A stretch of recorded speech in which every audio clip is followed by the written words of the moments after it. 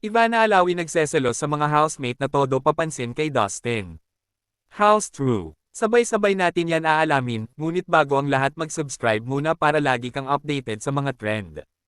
Usap-usapan nga sa social media ang pag-aamin ng ibang girls sa loob ng bahay ni Kuya na gwapong-gwapo sila kay Dustin at si AZ. Kung matatandaan nung nasa loob pa ng bahay ni Kuya si Ivana, nag-share si AZ sa kanila na napanaginipan niya raw si Dustin at may something daw sa kanila sa panaginip. Parang kinikilig pa si AZ nang sabihin niyang sobrang pogi daw nito at nito lamang nakaraan ang kakapasok lang na housemate na si Bianca, nagbahagi din sa mga girls housemates. Napanaginipan niya rin daw ito, at sinabi niya pa mismo kay Dustin, ano nga ba ang meron sa binata at tila halos lahat sila ay crush si Dustin, kaya naman hindi maiwasan ng mga netizens lalo na ang fan ng love team ni Ivana at Dustin, na makuha ang reaction ni Ivana patungkol dito, kaya nitong huling live ni Ivana ay marami ang nagkomento, may nagsabi kung namimiss na daw ba niya si Dustin, at may nagsabi din kung nagseselos daw ba siya sa mga nagkakagusto kay Dustin sa loob ng bahay ni Kuya, nung una ay deadma si Ivana. Pero makukulit ang mga taga-subaybay niya kaya naman walang nagawa si Ivana kundi sagutin iyon. Ayon kay Ivana, crush lang naman, iba pa rin yung ikaw ang ginugusto.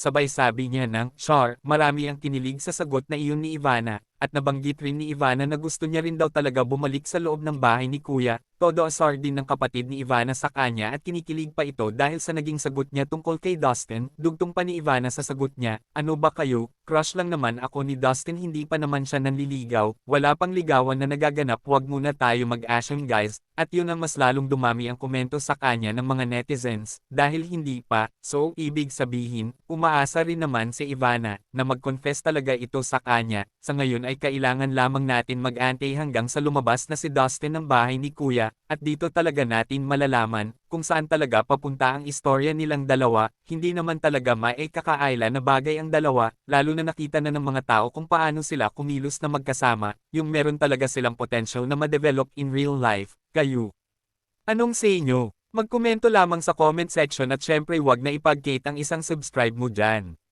Maraming salamat!